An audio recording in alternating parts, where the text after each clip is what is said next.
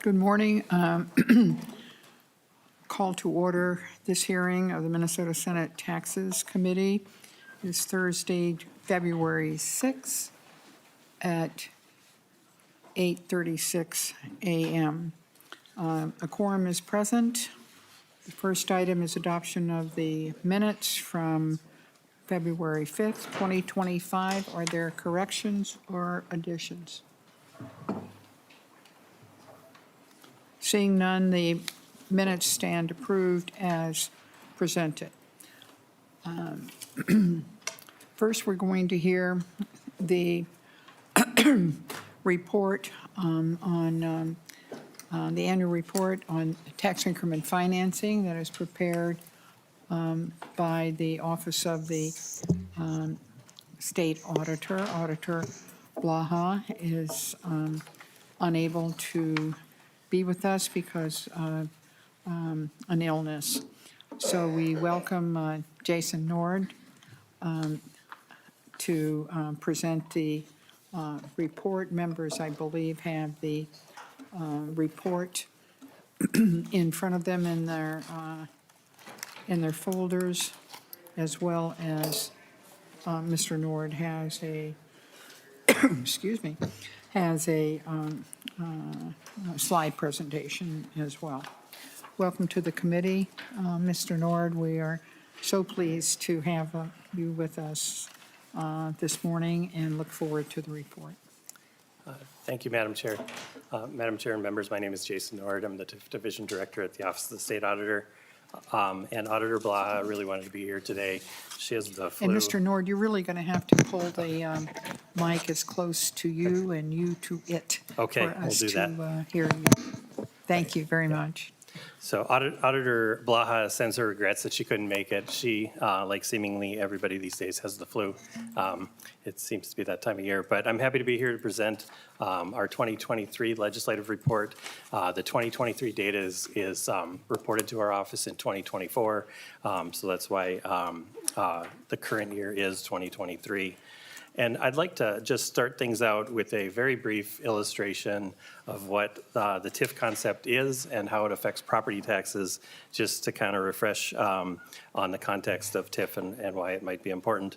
So normally when you have new development, the value of that development is added to the tax base immediately. But when tax increment financing is used, that new value is captured for the duration of the district. So for the duration of the district, the tax base value remains the same as the value prior to the development. And it isn't until, and so during the time that the TIF district is active, all the taxes that are accumulated on that captured value, which we call the tax increments, those are used to pay off bonds, notes, and loans that finance and enable the development so that it can occur. And you might think, well, capturing tax base doesn't always seem like a good thing. And it's not if a project does not need TIF to be able to happen. But if it's true that the development would not happen but for the use of financing like TIF, then captured value is seen as a neutral necessity that yields the expanded tax base and it enables that to occur.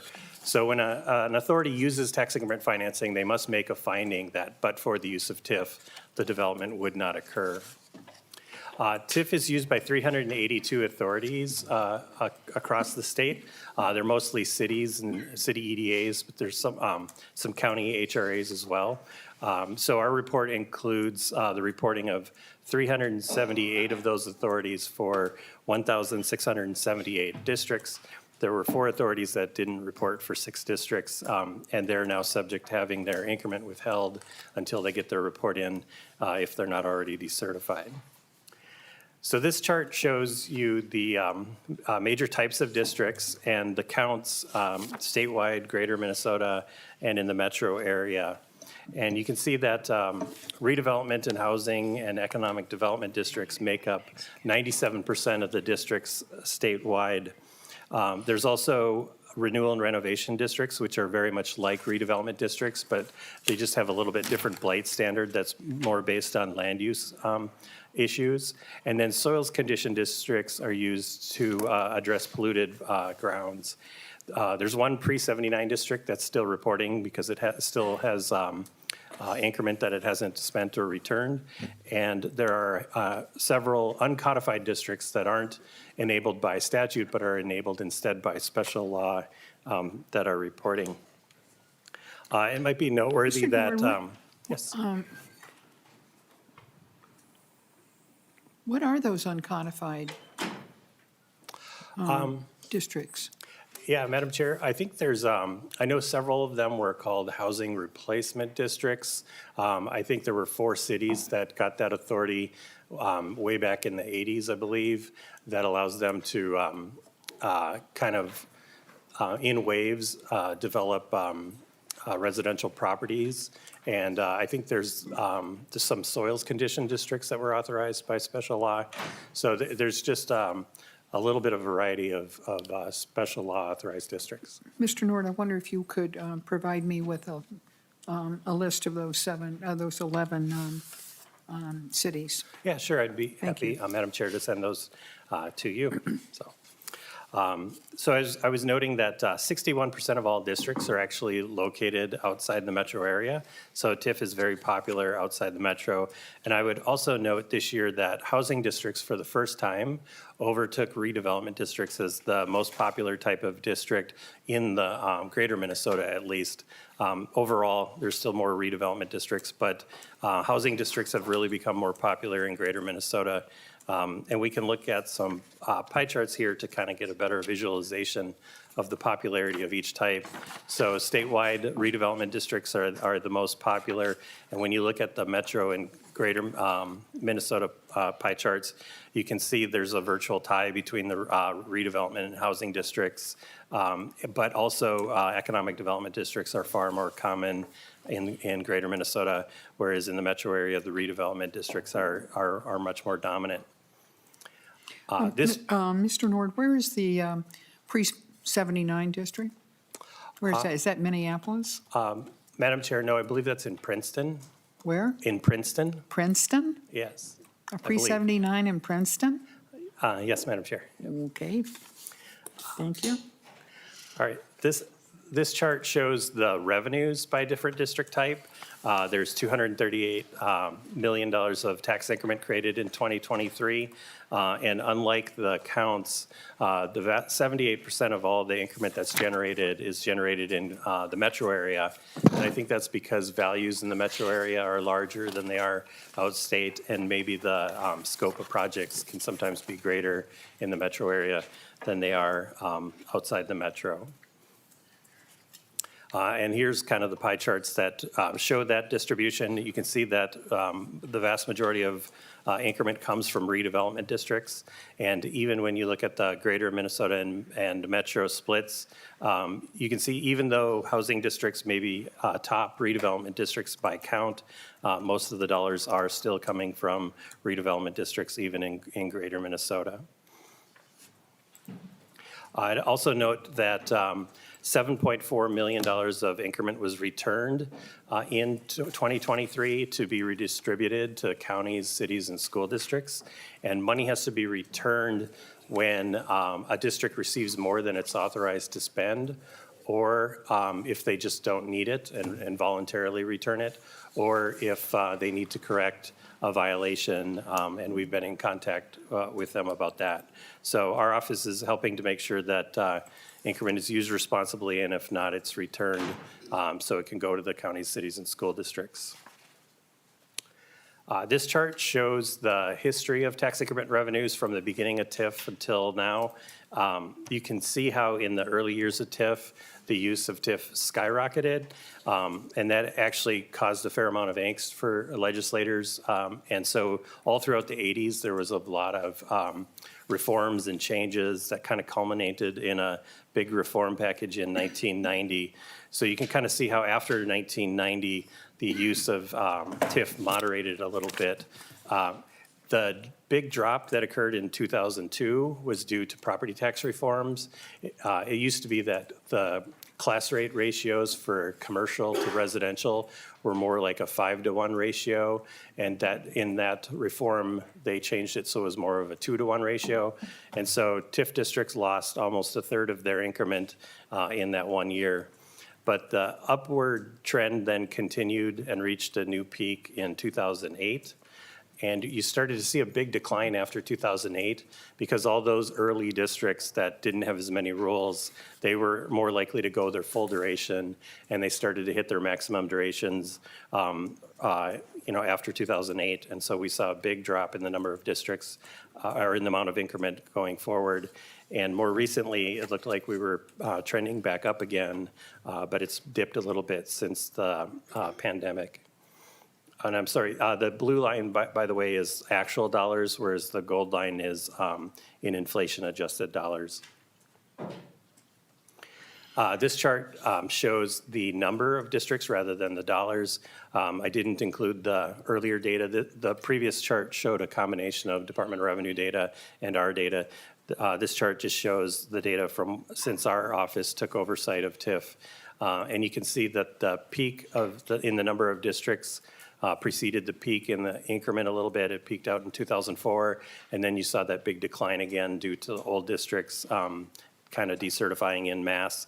And we seem to have leveled out here over the last 7-8 years at around 1,650 districts, give or take, seem to kind of hit an equilibrium. Mr. Nord, can you speculate on why that has happened? And why, is there anything in the economy or that has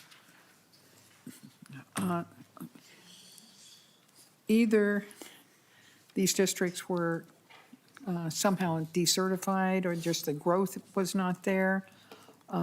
Anything that would explain why such a consistent and now level number of TIF districts? Madam Chair, I don't have any great insights about that. It just, perhaps that's kind of I think TIF is always popular. It's an important tool. I think and I think maybe cities have just kind of found the sweet spot for how much they want to use it or don't want to use it. Whereas, in the early years of TIF, it was the shiny new thing and became super popular. And I think, so I don't have any great insight, but perhaps just we've hit an equilibrium of almost the same number of districts certifying and decertifying each year. And that's actually my next slide here. The blue line is the number of new certifications each year. The gold dotted line is the number of decertifications each year. Decertifications, like I said, had been outpacing new districts as the wave of old districts was decertifying. But in these more recent years, they've been relatively consistent with each other, although we did have a little bit of a dip here in 2023 in new certifications, which was a little bit interesting. And this chart won't exactly affect the number of districts that are reporting because sometimes decertified districts continue to report until they've used or returned all of their balances of increments. So this next chart shows by district type how much certifications have been occurring each year for the last 14, 15 years or so.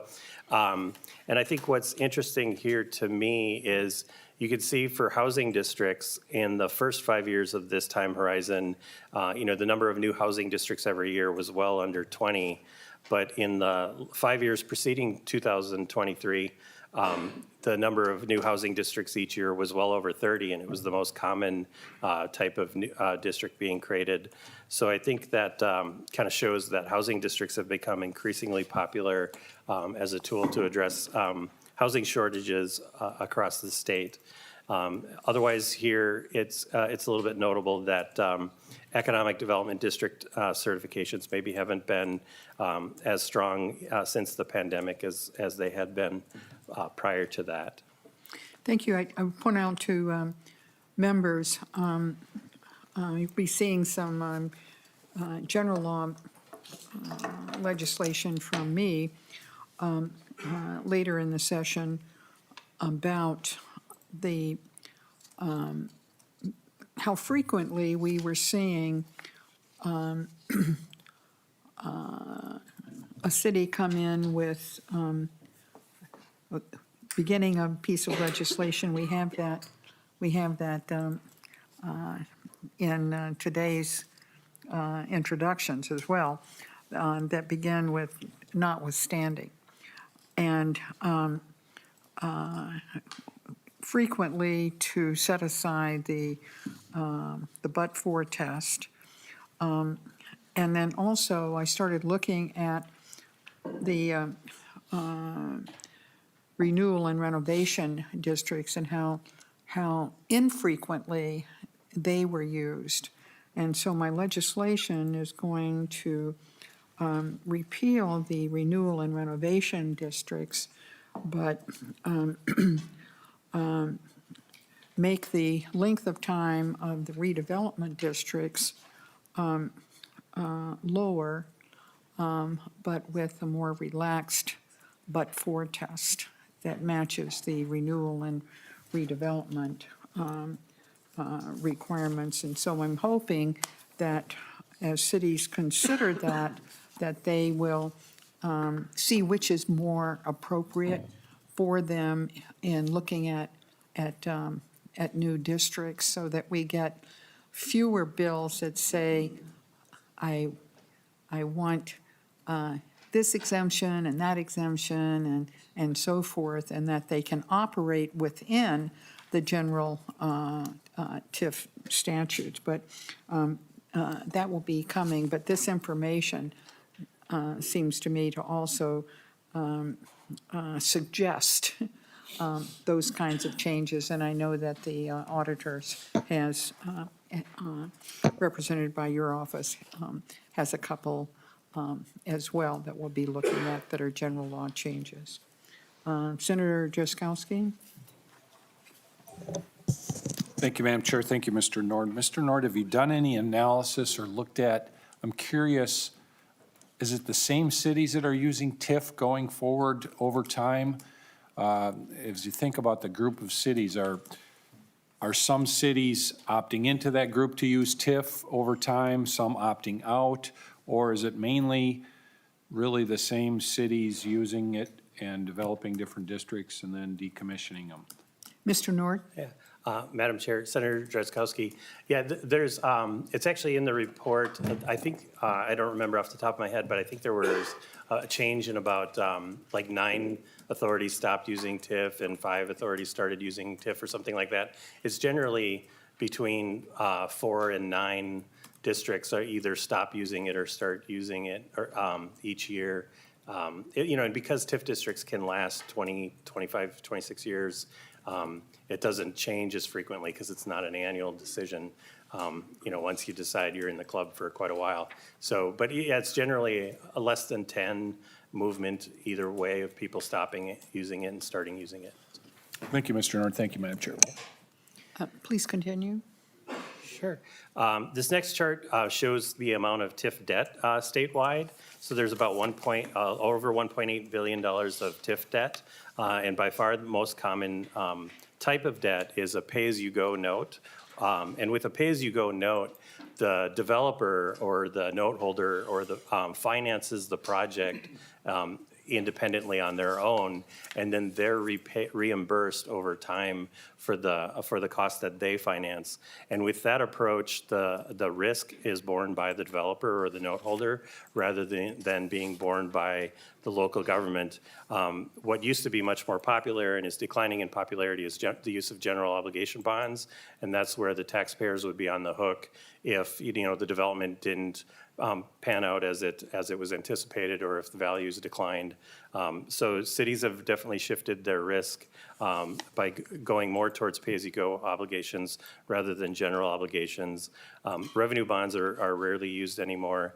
Interfund loans, where an authority is borrowing from one of its funds to cover costs, is usually used more for things like administrative expenses. It's not usually the full funding source for a TIF district, although that has happened. And the use of interfund loans is at around 10%, which is kind of fitting because the administrative expense limit for TIF districts is 10%. And this chart shows how that trend has been changing over the last 10 years. So you can see how pay-as-you-go notes are increasingly popular and how the use of general obligation bonds has lagged. Interfund loans has maybe risen slightly, and the others are becoming far less important as a funding source. And then I think that the most interesting charts in our report deal with the early decertification trend. And I think, Madam Chair, this might be interesting for the legislation that you're proposing this year, talking about, the duration of districts and how much time they need. So this shows for the districts that decertified in the last 5 years, what percentage lasted their full duration, and in the highlighted column, what percentage decertified early, and in the last column, for those that did decertify early, on average, how many years early did they decertify? So this shows that 3/4 or more of all housing and redevelopment districts are decertifying early, and on average by about 10 years early. And even economic development districts, which can only run for 9 years, still 40% of them are decertifying early, and on average by about 3 years early, which I think is rather remarkable. We added 2 additional charts to our report this year to kind of drill into this. This first one shows this chart, the result of this chart that we've published since we first added it to our report in 2014. So you can see how that's changed over time. So redevelopment districts back in 2014, 15, 16, 17, it was more like half of them were decertifying early, and now it's getting closer to 80%. And housing districts have long, close to 80% of them have decertified early. And the amount of early decertification by economic development districts has been growing over that time period as well. And to drill into just how early are they decertifying, we added this chart to the report, which shows for the 3 most common types of districts: redevelopment, housing, and economic development. How many years early did they decertify, to maybe shed some light on that 10-year average statistic? So there's a few things interesting here. So for redevelopment districts, most of them are decertifying anywhere from 1 to 9 years early, although there's early decertification activity happening at every point along the way over the full 26-year horizon. For housing districts, it's not as common to see them decertify in like their first 10 years. But then after that first 10-year period, they're decertifying 7 to 14 years early pretty commonly. And for economic development districts, which can only go for 9 years, most of those are decertifying between 1 and 4 years early. And if you're wondering why there's one economic development district that decertified 10 years early when it can only go 9 years, that one actually decertified before they started collecting any increment. So it showed up as being 10 years instead of the clock starts when you get your first receipt of increment. So they stopped before they even got any. So I think that shows that local governments are being responsible, and I think it is also driven to some degree by the 5 and 6 year rule. The 6 year rule is a new rule that basically targets districts to say that you should decertify when you have enough increment to pay your obligations. And to shed some light on why early decertification is important, put together a couple slides here. This first slide shows how kind of like the model of TIF district over time. You can see how the creation of the TIF district creates new value, and that new value maybe is captured for the full duration of the district. But you have to think about, well, is that increment that's collected over that time, can that be greater than what's necessary? And is it necessary to collect increment that long? Do you need to go the whole 26 years, and do you need the full amount of increment? And what we see when, if you decertify once the amount of increment you've received equals the necessary costs, and you can decertify early, that means the tax base is available for public benefit much earlier, and it really limits the length of time that the capture of tax base is necessary and the amount of revenues that get captured.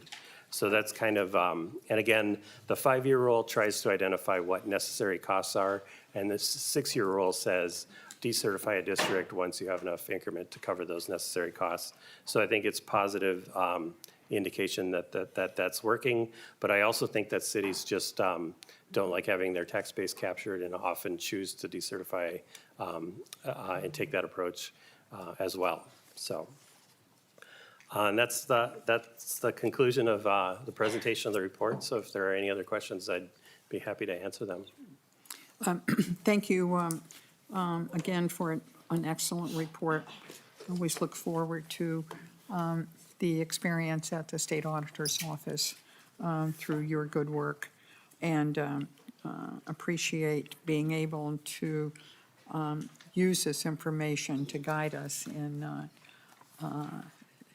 the ways in which local governments are using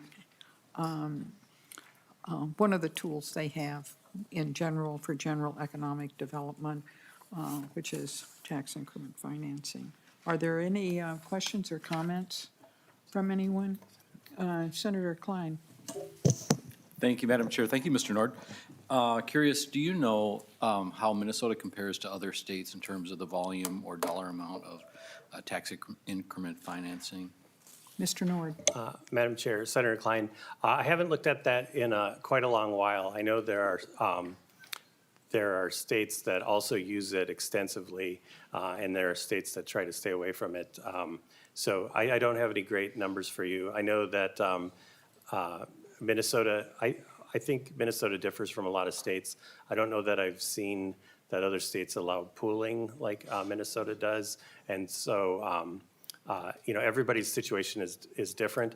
I think one state at one point had tax increment financing for sales taxes, where local governments were chasing down car dealerships because they wanted that kind of thing. So I haven't looked at it in a long time. I guess I don't have any great numbers for you, sorry. Senator Klein, this summer I had the occasion of looking at newspaper clippings from 19 Illinois law? 80? In 1980. And in the southern suburbs of Chicago. And it would make you blush at the absolute abuse of TIF and its impact on school districts in particular. The reports, I mean, page after page in the local newspapers. I mean, who writes about tax increment financing in Minnesota? And hardly anybody. But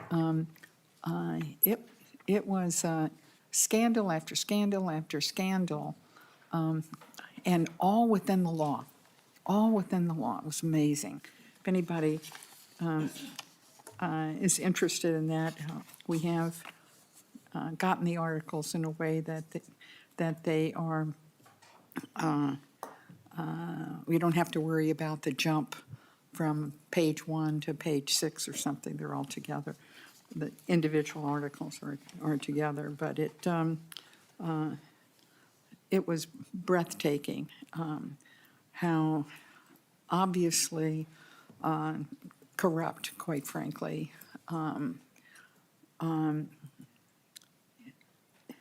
the way in which tax increment financing was being used in Illinois, way beyond what any reasonable person would think is good public policy. Senator Dibble. Thank you.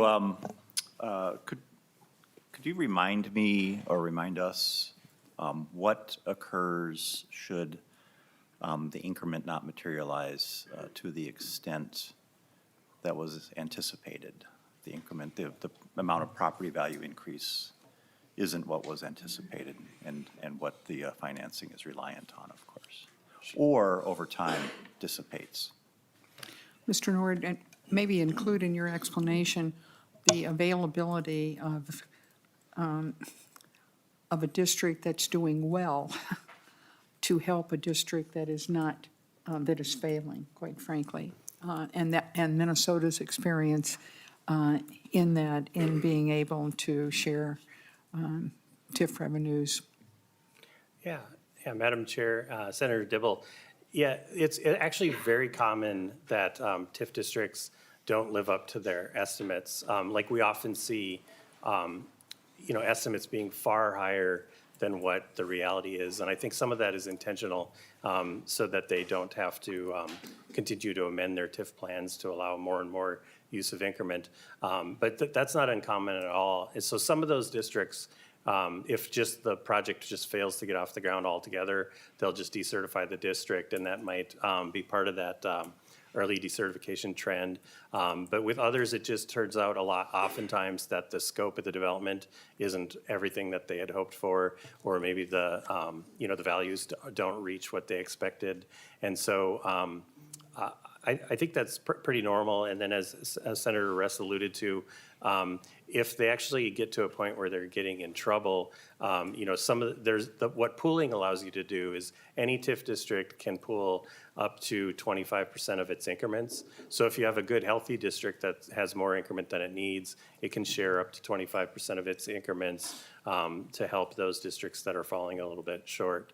And so I guess you have the gambit of districts that just close down and give up, or those that limp along and the bondholders or the note holders don't get everything that they had hoped for. And I think that's one of the reasons why there's such an important trend of shifting from general obligation bonds to pay-as-you-go notes. So then that shortfall in living up to expectations is borne by developers rather than taxpayers. Senator Dibble. Thank you. That's helpful. Can I ask one more question? Of course. Slightly different subject. How rigorous is the but-for test? I mean, who makes those determinations, and who makes sure that it has some level of objectivity and stands up to that analysis? Mr. Nord. Madam Chair, Senator Dibble, I don't grade questions, but excellent question. It's really just the determination of the authority, and it's up to typically like the city council to decide that it meets the but-for test or not. Now there is, if you're creating a redevelopment district, generally there are blight studies that are done. A lot of times even a consultant is hired to do a blight study to make sure that it's meeting the blight criteria. And so some of that then informs, the likelihood of development with or without TIF. But there's no easy way to guarantee. If a developer is telling you, I can't build this project without this assistance, if that all holds true, TIF is great. If that's not true, if the development would likely occur anyway without the use of TIF, then TIF is really much more problematic in those situations. So it's really a decision by local governments to come to that conclusion and have to come to that conclusion. Honestly, there's a little bit of an opportunity for those to be challenged in a very, very short window. But generally, once a but-for finding is made, it's deemed by statute to be conclusive. So you can't, tackle a TIF district 2 or 3 years into its life and say, hey, you were wrong about the but-for test. So, Senator Dibble, the current but-for test, and that's what I'm looking at in my general legislation, that but-for test is, 40 years old or 50, and reflects the times when we were, the country as a whole, and certainly here as well, experiencing real deterioration in inner cities. And so that standard of how TIF can be a useful economic development tool, regardless of the type of, which of the 5 types of districts. And so we should start, that's another reason of what do we really mean by blight in the current year when so many districts, special districts, come forward and ask to be excused from the the current law in order to recognize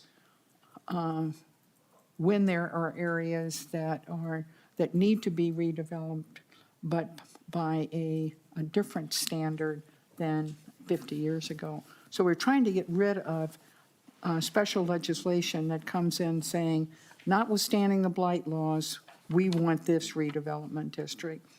We don't want special legislation that we're going to see today and later in the session, in the same way that we don't want to see all these local governments coming for permission from the legislature to do a local sales tax. And so we need to have the guidelines clear and that recognizes the intelligence of our local governments in using local sales tax and/or tax increment financing with the only agency looking over their shoulders is the State Auditor's office. And that's, in my mind, that's the way it should be. Of course. I can talk about this a long time. Do we have a sense of, or does the state auditor keep track of what exactly TIF is buying, what it's paying for? I've always been a little hazy how much of TIF is being requested to support developers' own financing needs and how much is being used for public infrastructure necessary, streets, sidewalks, sewers, et cetera. Mr. Nord? Yeah, Madam Chair, Senator Dibble. We do have a little bit of reporting on that just by some broad categories. Generally, TIF can only be used for, the public expenditures like acquisition, site improvements, sidewalks. It's generally not used for the actual construction costs of the buildings itself, although that maybe with housing, it can be a little bit of that. But we only kind of captured data by like acquisition, site improvements, just general broad categories.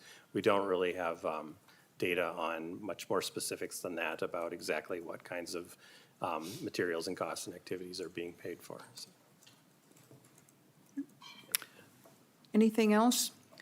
Thank you very much, Mr. Nord, and and the State Auditor for, once again, a very excellent report. Thank you. The next item on our agenda, we began taking up some special legislation. We're going to begin with Senate File Number 63, Senator Westlin. These were all bills that were in the Senate tax bill last year as they then proceeded to be considered in the conference committee that, not because of these issues, but because of others, was not voted on the Senate floor, or in the Senate floor or the House floor, for that matter. I invited those cities and their legislators to introduce the bills as long as they were the same language that we had already dealt with, and that's why you will see my name on some of them, the ones today, as a co-author, indicating as a marker that these projects and this special legislation has been vetted. That being said, however, Senator Westlin, welcome to the committee, and if you would go through your bill section by section. Thank you, Chair Rest, and thank you, members of the committee. I appreciate being here this morning. This is a hearing on Senate File 63, which is a request by the City of Plymouth to establish up to 2 redevelopment districts.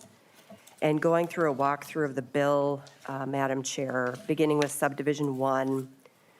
Subdivision 1 does authorize the City of Plymouth to establish up to 2 redevelopment districts within the city center of Plymouth. Subdivision 2 requests special rule flexibility regarding exemptions from the requirements for establishing that redevelopment district and requests to exclude it from the rules on how the increment can be spent in a redevelopment district, as well as extending the 5-year rule to 10 years.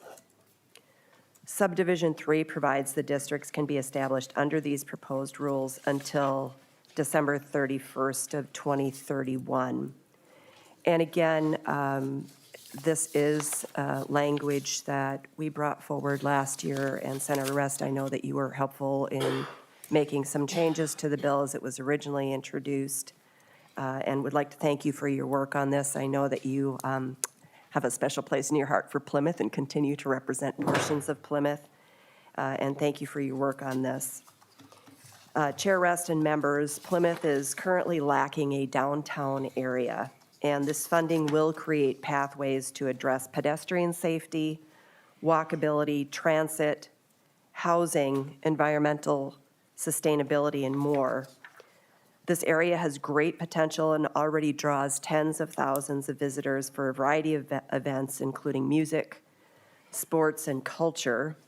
The Plymouth Ice Center and the Hildy Center both have significant visitors each year that participate in events at those venues.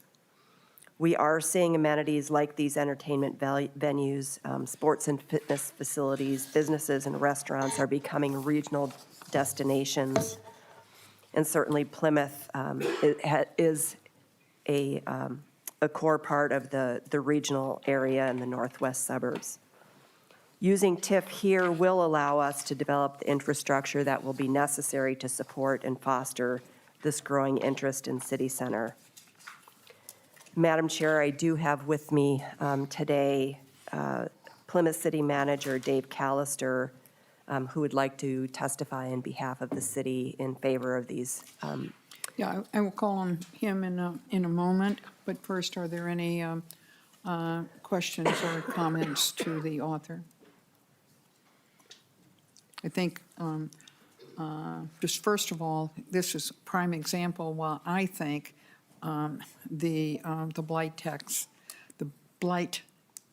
test needs to be modernized so that we don't have a city coming in and asking for an exemption from the blight tests, or the requirement that 90% of the increment has to be used to finance blight correction, and the 5-year and the 6-year rule that Mr. Nord referred to, even before the districts are certified, very unusual, or should be unusual,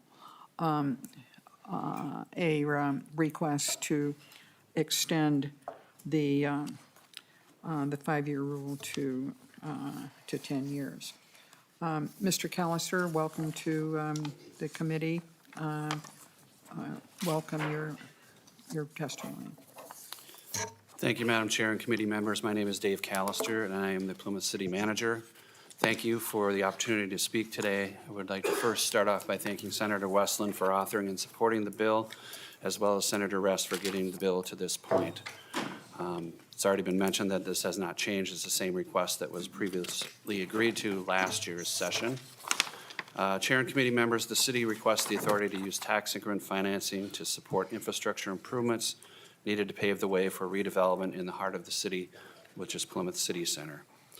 The location of Plymouth City Center is about 1 mile west of Interstate 494 on Highway 55. Contains entertainment venues, sports and fitness facilities, businesses, restaurants, and other destinations. The area is about 30-some years old, so while may not be that old, but there's a reinvigoration that needs to take place, and the city has participated in getting that started by including infrastructure already, and we'd like to continue those infrastructure plans going forward. That will improve the walkability and the pedestrian safety, strengthen mobility, and also include transit in the event that the BRT through Plymouth, the transit, it may be a few years off, but that's what we're planning for. And all-day bus service is planned on in 2 years. So we're trying to implement that transit component and vision into this commercial area. We've also added the flexibility. City Center had never allowed for housing, and so we've changed our ordinances to allow for multifamily housing in the city center to, again, generate more activity and help the businesses that are there and new ones to be successful. The infrastructure improvements, Plymouth Boulevard, we spent $12 million last year. That project is done, so the city is leading in that effort to be able to get this area revitalized. That project was the first step. Second, we implemented regional stormwater ponding. That's underway, so that when in this denser area, we're starting to plan for the future, that when development happens, we don't want to use valuable land in that concentrated area for stormwater and retention ponds, because when this area was created 30 years ago, the stormwater standards were much different. So we built a regional ponding that they can buy into in order to use the valuable land that we have there for housing and commercial areas.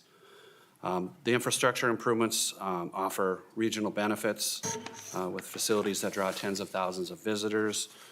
Plymouth City Center serves people well beyond the city limits. We have, I believe, 600,000 to 700,000 visitors to the ICE Center that's located right in the heart of this area. So we're interested in utilizing a redevelopment TIF district to be able to assist with the infrastructure and also encouraging housing, affordable housing and transit in this particular area. Madam Chair and committee members, using TIF within Plymouth City Center is a very important issue for our community and our city's future, and bolstering safety and access in the area will help pave the way for vibrant redevelopment, bringing more restaurants, retail, and foot traffic to downtown Plymouth. The TIF funding would also help support affordable housing and transit opportunities. We respectfully request your support for Senate File 63. Thank you, and I'd be happy to answer any questions. Are there any questions or comments for Senator Westlin or Mr. Callister? Seeing none, thank you very much, Senator Westlin and Mr. Callister, and I'm pleased once again to support your request. Thank you so much, Thank you. Madam Chair. And so Senate File 63 will be laid over for consideration in the 2025 Senate taxes bill. Our next bill on the calendar or on the agenda is Senate File 65, Senator Limmer.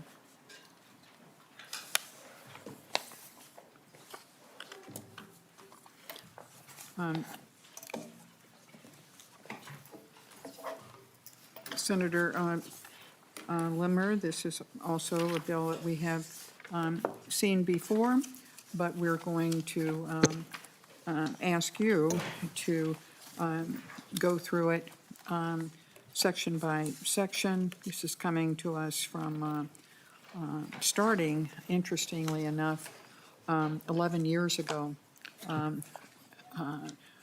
But I would point out to members, I mean, this is an extraordinary piece of land. I think there's only a few gravel pits that have been looked at as an opportunity for economic development. And the, I don't know, Mr. Sylvia, where are the other two? Is there one down in Chanhassen, or where is the other ones that we've dealt with gravel, that deal with TIF and in gravel pits? Madam Chair, members, I believe the others are at Apple Valley and Savage. Apple Valley and Savage, okay, thank you. So with that, Senator Limmer, if you would start with Section 1. Thank you, Madam Chair, and thank you for allowing us to present this bill.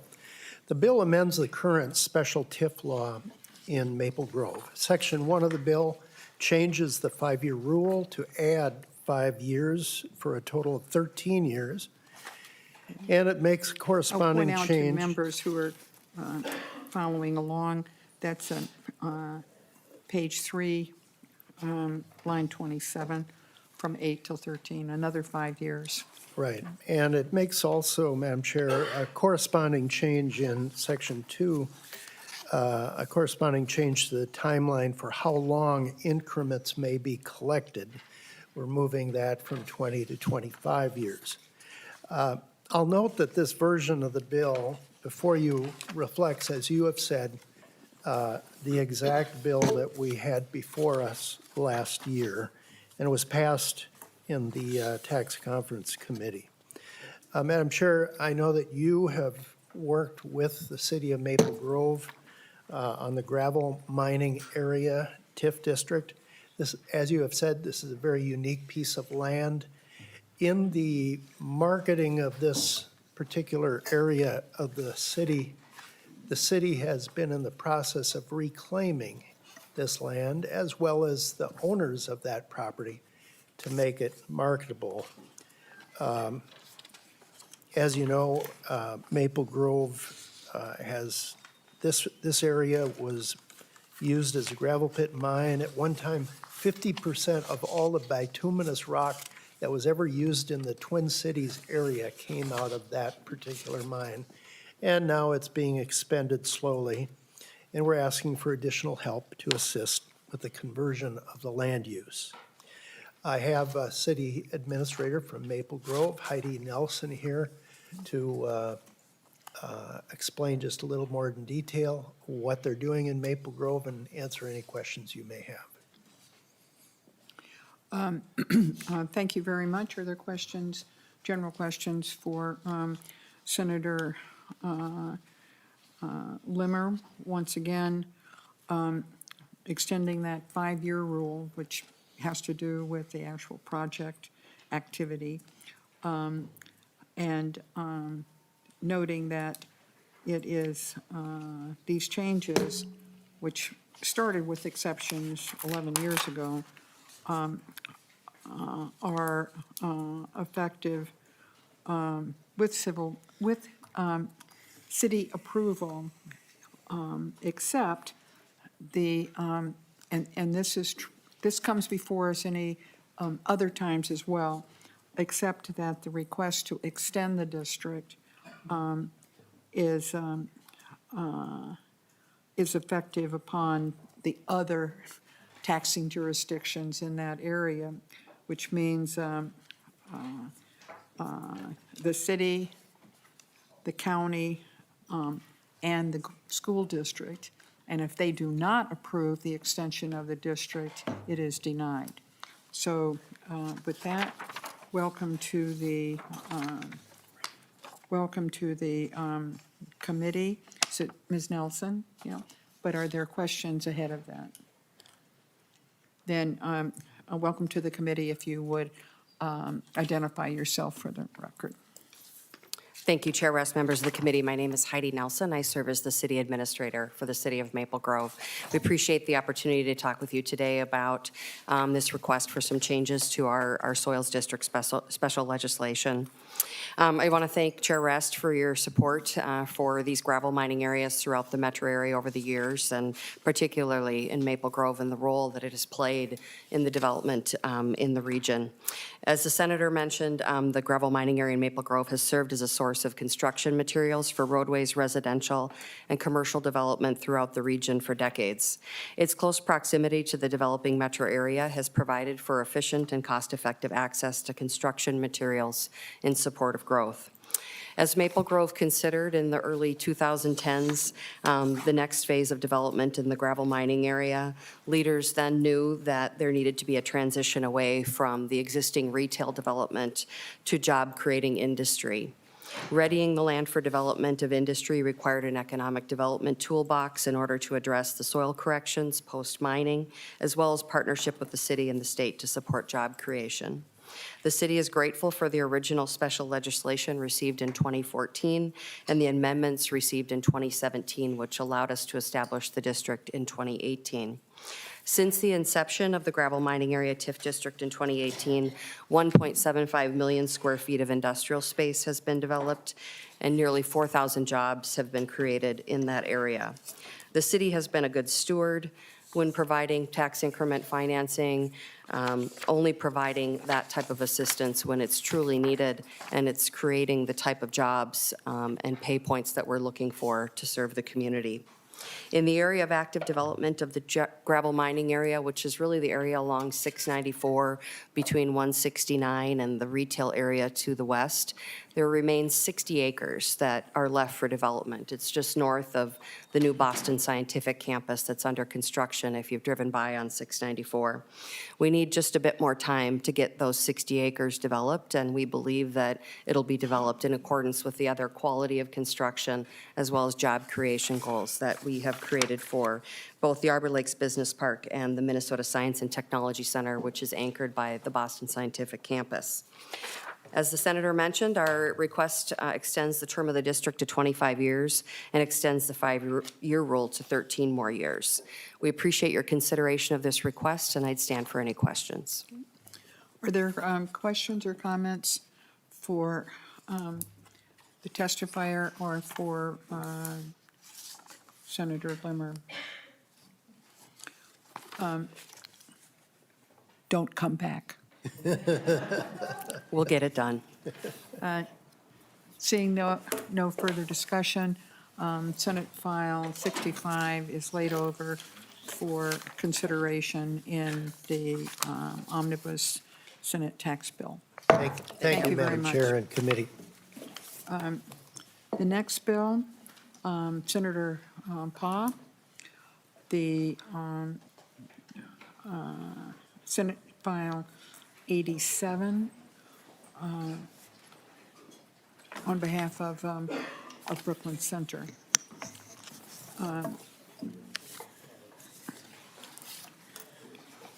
Good morning. Thank you, Chair Ross. Just a moment, please. Okay. Just want to remind members that, once again, this is a bill that we had last year that was included in the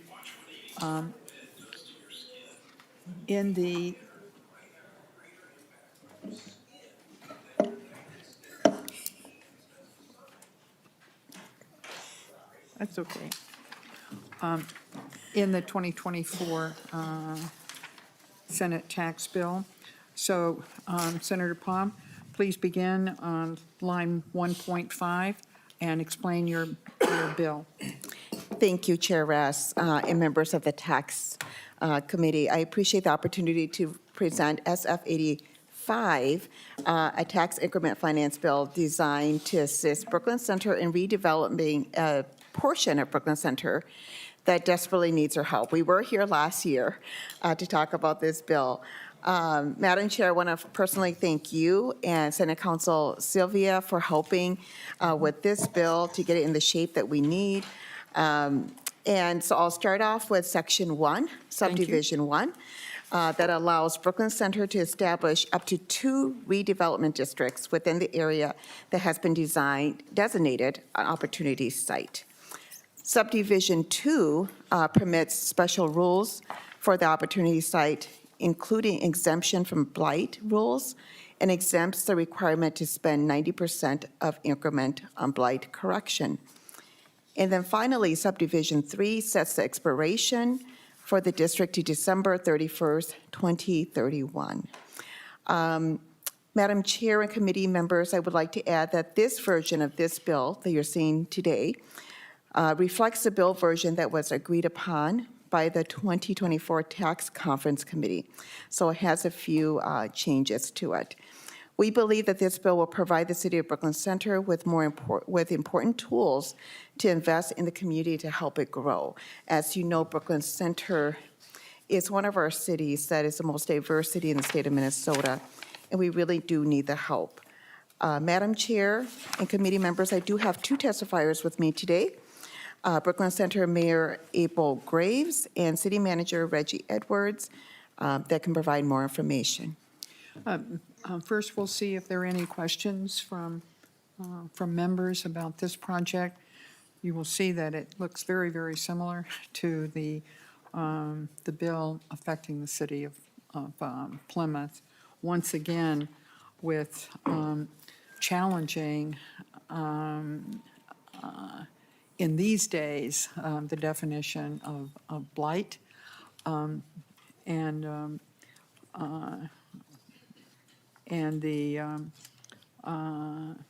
granting an exemption for what percentage of the revenues have to be spent on correcting blight, and limiting the number of redevelopment districts that you can establish by, what is it, 2031 to not more than 2.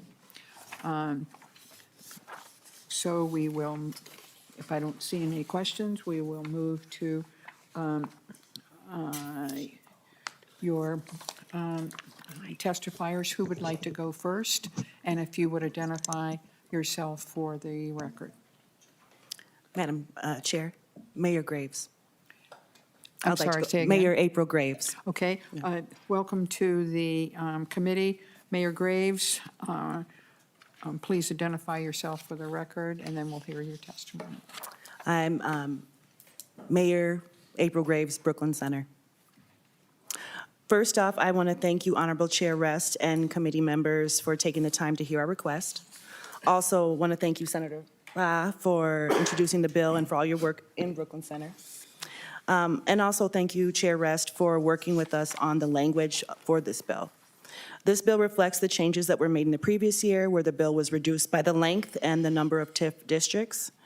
I have with me Dr. Reggie Edwards, the Brooklyn Center City Manager, and Ian Alexander, Brooklyn Center's Economic Development Manager.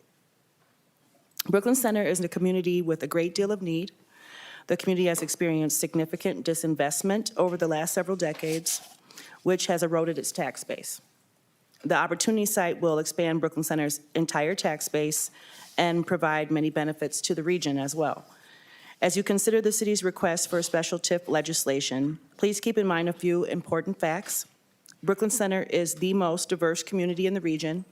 57% of our residents are people of color, and a quarter of them are foreign-born. Brooklyn Center has the lowest median income in the region and the highest property tax rate in Hennepin County. Brooklyn Center residents pay 73% more for the exact same city services as residents in the surrounding suburbs. This is an issue of economic resiliency that affects the entire region. Yet despite this, Brooklyn Center is rich with cultural diversity and has a resilient and entrepreneurial spirit. We're actually home to more small businesses per capita than any other suburb in Hennepin County. Thank you. Any questions or comments to the mayor? Then we'll proceed to the Mr. Edwards. If you would identify yourself, please, for the record. Thank you, Madam Chair. My name is Reggie Edwards. I'm the city manager for the City of Brooklyn Center. Madam Chair and members, I'd like to add a few comments. The 80-acre Opportunity Site redevelopment area is the most significant development opportunity within the City of Brooklyn Center.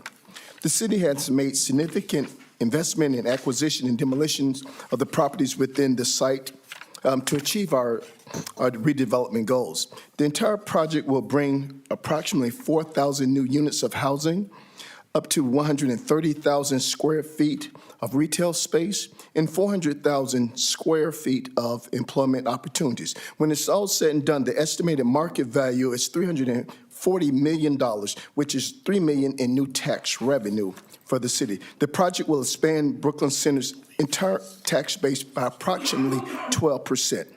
The goals of Opportunity Site is to create a downtown center and a signature destination that offers green space and amenities that will drive the city's future growth, economic growth, as well as serving the entire region.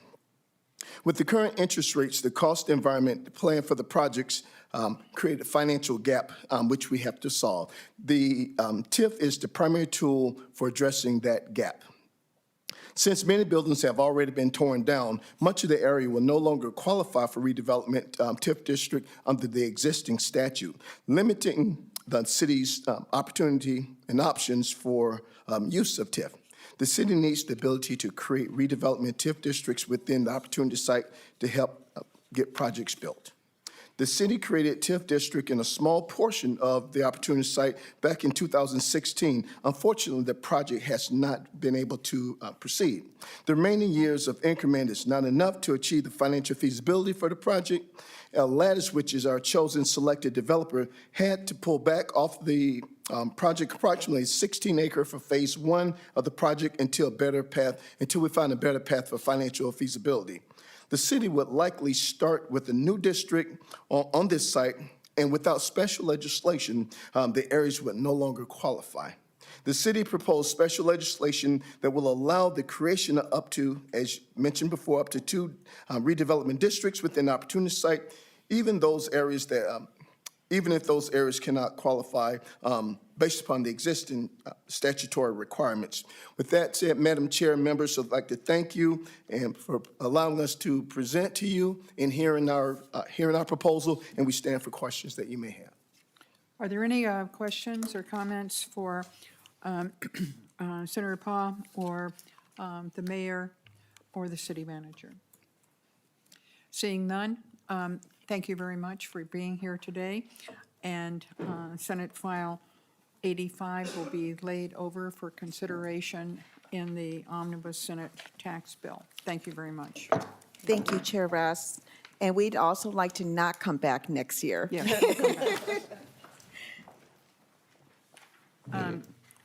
Our final bill today is Senate File 115, also a holdover from the 2024 tax bill, brought to us by Senator Cwodzinski on behalf of the city of Eden Prairie. Senator Cwodzinski. Thank you, Madam Chair, and members, for allowing me and the city of Eden Prairie to talk with you today about our efforts to address the changing needs of communities like mine. I'm honored to bring this bill forward for my region of the state. The Southwest Metro is changing, and we in Eden Prairie embrace that. In fact, the project site, which is the focus of this tax increment financing bill, is nearly 50 years old. I just want to bring your attention to subdivision 1 of the bill, which authorizes Eden Prairie to establish up to 2 redevelopment districts at the Eden Prairie Center and adjacent rights of way.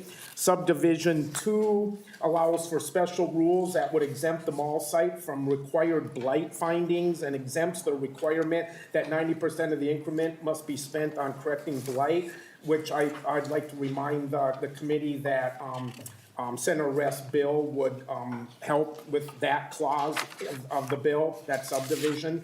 And subdivision 3 allows the city to establish districts until December 31st, 2026.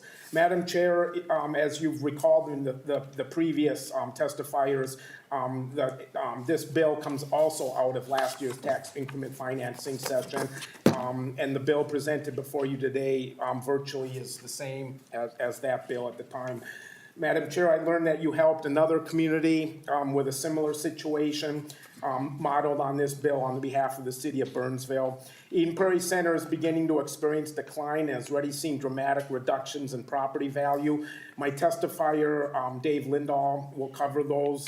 There are positive signs for the region, which we must get going on the challenges these sites face across the country. Many of these facilities have begun to decline. My community wants climate-friendly and transit-friendly redevelopments that celebrate diverse communities and leverage the public public investments of our region. With Southwest Light Rail coming in, it'll be literally steps away from this development. And Southwest Light Rail, hopefully, this development will have a mix of apartments, 25% of them being for affordable and low-income housing. There'll be office, hotel, and limited commercial.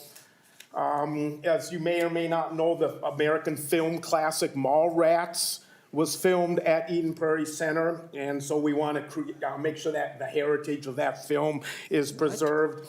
As Southwest Light Rail is finished in 2 years, there'll be people from Minneapolis and Hopkins and St. Louis Park and Minnetonka that'll want to come to the terminus of the line and do shopping and soak up the amenities of Eden Prairie. And then there'll be residents and people staying in the hotel that will be able to take Southwest Light Rail to the events and opportunities that Minneapolis has to offer. So, Madam Chair and members, that's the bill, and I pose for any, or I stand, or I sit for any questions, and I have Dave Lindahl here is my testifier for all the expertise of the bill. First, you can't mention a cult classic film in this committee without someone wanting to know more. Senator Putnam. Thank you, Madam Chair. Senator Cwodzinski, the film classic Mallrats, was that Catherine or Audrey Hepburn that was in that one? I don't recall exactly. I think Senator you're confusing Cwodzinski. Mallrats with Miracle on 34th Street, but, or The Quiet Man with James Brown. Senator Cwodzinski, I need to remind you to address the chair first. Sorry, Madam Chair, you are absolutely 100% correct. Any other comments or questions of Senator Cwodzinski before we turn to his testifier? Again, you recognize a familiar refrain here about how many districts are allowed. Date is earlier than the one that we've seen from other cities, but the premise of excusing the city from, or the development authority from the current definition of blight and how increment needs to be spent on correcting that blight. So another question before we turn to the witness. Just an observation, it's clever, the word notwithstanding doesn't appear, the way they get to it is deemed to meet the requirements. Right. Yeah, that, or That's does and does not apply. That's another phrase, yes. Yeah. Right. Yeah, I'm always on the lookout for notwithstanding. They We hope we'll almost be snuck it seeing. past me. We hope we'll be seeing fewer and fewer of phrases like that. So welcome to the committee. Mr. Lindahl, if you'd identify yourself for the record, we're pleased to have your testimony. Madam Chair, members of the committee, I'm Dave Lindahl. I'm the Economic Development Manager for the City of Eden Prairie. I want to thank you for the opportunity to talk briefly again about the Eden Prairie Center, and thank you, Senator Cwodzinski, for supporting the bill, sponsoring the bill. So the Eden Prairie Center was built in the mid-'70s. It's the third largest mall in Minnesota. It's got 1.4 million square feet of retail space. It has 4 department stores. It had 5. JCPenney's unfortunately closed last year. Those 4 department stores are owned separately from the balance of the mall. So all that inline retail in JCPenney's has separate ownership. That's the part of the mall that's really struggling. The mall provides 2,400 jobs, and those people come from all over the region to fill those jobs. And it attracts visitors from throughout the region as well. In fact, in its heyday, it had 12 million visitors annually. And unfortunately, that's down to about 7 or 8 million annually at this point. So the mall is really a regional attraction and both a local and a regional asset. But like many malls around the country and around the state, it is struggling economically, primarily from the increase of online sales. And its value has plunged dramatically over the last 5 years. And the inline retail portion of the mall, the vacancies are actually quite high. So the City of Eden Prairie has really been encouraging the owners of the mall to consider redeveloping the poorly performing areas of the mall. And that's what they intend to do. They have a very large redevelopment plan into the city right now for consideration, where they would redevelop 300,000 square feet of the north end of the mall. So basically, from J.C. Penney's all the way into kind of the center court area would be demolished and replaced with a variety of uses, including housing, hotel, office, and potentially entertainment.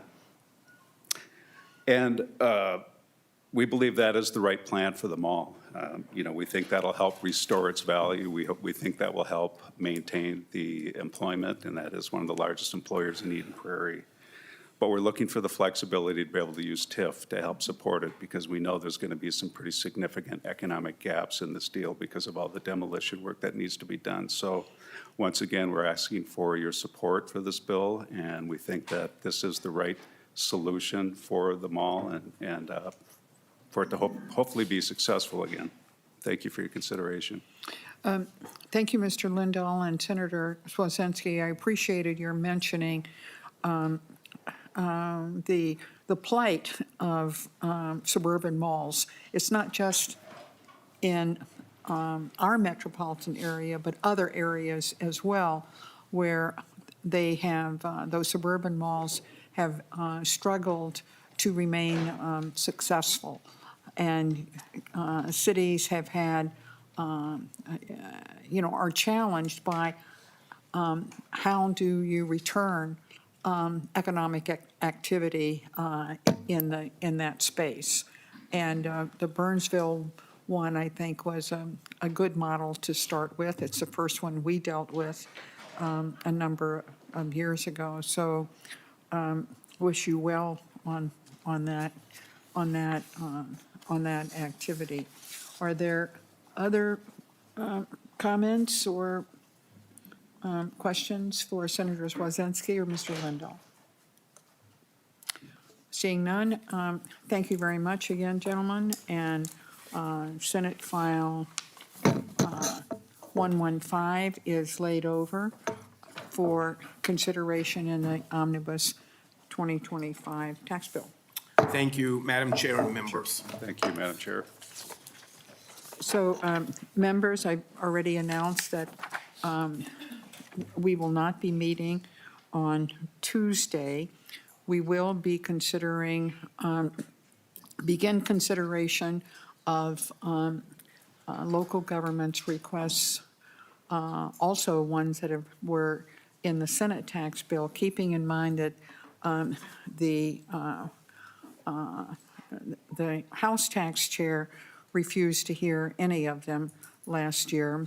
We hope that that will change going forward, but we're going to begin with the ones that were in our bill that went to the floor on Wednesday and Thursday. If we the revenue estimate process is always kind of delicate about whether something comes up or we don't get the right information to be able to have a revenue estimate before us at the hearing. When that occurs, that bill on behalf of that local government will be pulled from the agenda, even at the beginning of the committee hearing, and heard at a later time when the proper information has been provided to the Department of Revenue in order to complete the revenue estimate. Any questions, comments? Wonderful hearing. Thank you very much for your attention. And there being no further business before the committee, we're adjourned.